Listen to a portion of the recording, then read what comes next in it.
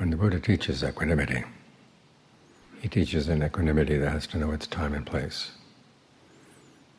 It's not the ideal that you're equanimous about everything all the time. The good side of equanimity is that your emotions are stable, you're not easily disturbed. But there are times when you don't stop there. There are things that have to be done. Back when I was staying with Ajahn Fuang, one of the neighbors said he was not inspired by Ajahn Fuang. When he was young, there was an abbot of a monastery in the little village where he grew up who was equanimous about everything. Whatever happened, he didn't really respond at all, just stayed very calm, unruffled, but didn't do much of anything. That was this villager's ideal monk. Well, certainly not the way the Buddha was. The Buddha, if he had been equanimous all the time, nothing would have happened. The Dhamma wouldn't have been founded. He would have stayed under the Bodhi tree. Might even not have, before his awakening, if he was equanimous all the time, he wouldn't have even gained awakening. As he said, being a meditator is like being a goldsmith. This goldsmith knows when to put the gold in the fire, when to take it out and look at it, and when to blow on it.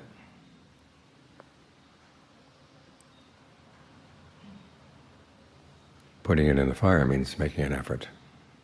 Unskillful thoughts are in the mind, you have to do what you can to get rid of them. Blowing on it to cool it down, that's concentration, get the mind solidly established. And then looking at it is equanimity. And it said if you just put it in the fire all the time, it burns. If you put it in the water all the time, you can't make anything out of it. And if you just look at it, you wouldn't even be able to get it into concentration. So equanimity has to know its time and place. A couple of stories about Ajahn Chah in this regard. And they're interesting because Ajahn Chah is often said to have taught nothing much but let go, let go. But there was one time he was invited into the palace with two other Ajahns.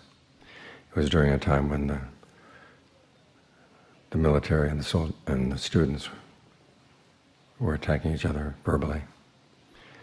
And the king wanted some advice. The first two monks who were more senior than Ajahn Chah said, well, he should try to be equanimous. When I got to Ajahn Chah, he said, well, you have to use your equanimity with discernment. In other words, know the right time and the right place. An example from his life at the monastery, the storm went through the monastery one time. And after the storm had passed, he went to check up and see how much damage had been done. He came to this one hut where half the roof had been blown off, and the monk was sitting in the hut meditating. And Ajahn Chah asked him, why aren't you fixing the roof? And the monk said, I'm practicing equanimity. And Ajahn Chah said, that's the equanimity of a water buffalo. Fix the roof. Now in Thai, that's a fairly strong insult to call somebody a water buffalo. But he had his point. If you just endure and are equanimous about things, the things that need to get done don't get done. The Buddha explains this in more internal terms. In the mind there are different kinds of causes of suffering. Some of them go away if you just look at them with equanimity.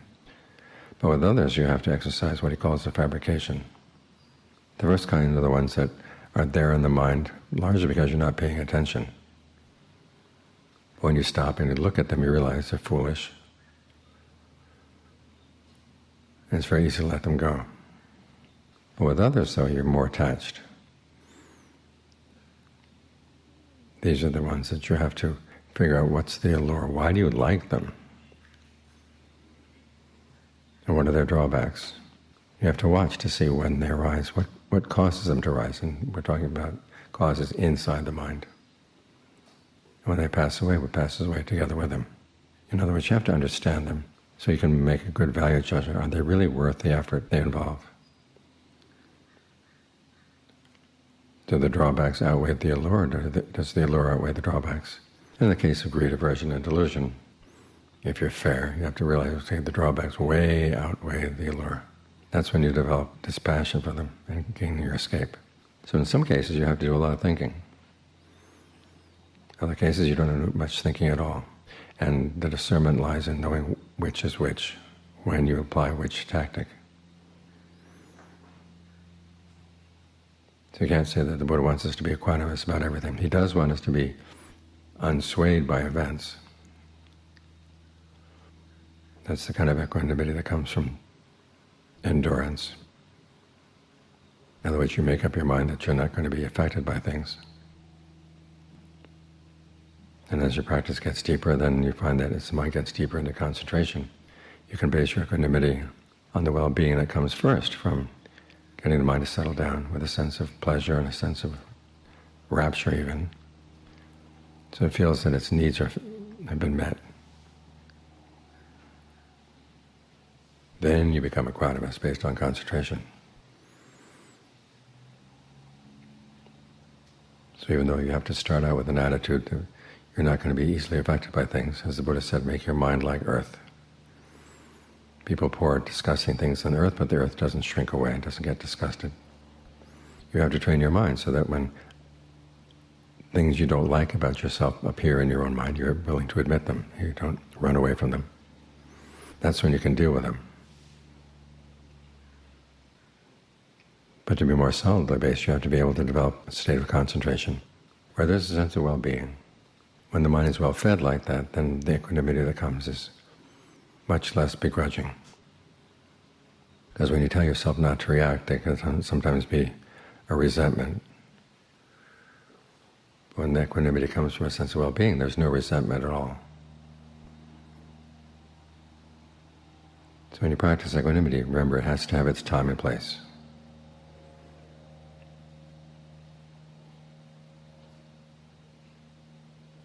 Even though it comes at the list of many things, like the Brahma Viharas comes at the end of the list of the factors for awakening, it doesn't necessarily mean that it's the highest member of those lists.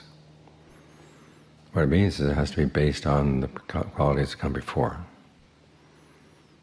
In the Brahma Viharas, it means you have developed goodwill. And then goodwill develops into compassion when you encounter people who are suffering, develops into empathetic joy when you see people who are happy. But then you realize there are a lot of people out there who will not do what is needed to be done in order to become truly happy. You can't force skillfulness on them. They have to want it and develop it themselves. So in a case like that, based on your goodwill, based on your compassion and empathetic joy, then you develop equanimity so that you can focus your thoughts of compassion and empathetic joy in cases where they're more productive. So in that case, equanimity is a reality check, but it doesn't take the place of the other ones. It acts together with them. The same with the factors for awakening. We start out with mindfulness, go through analysis of qualities, persistence, rapture, calm, concentration, arriving at equanimity. But we need all of them. Once the mind is at equanimity, you don't stop there. As the Buddha said, you can get stuck on equanimity and you don't get awakened. You need to go back and develop more mindfulness and develop more of the discernment that comes as you analyze what's going on in the mind. So in that case, the equanimity becomes a foundation for more activity in the mind, to figure things out.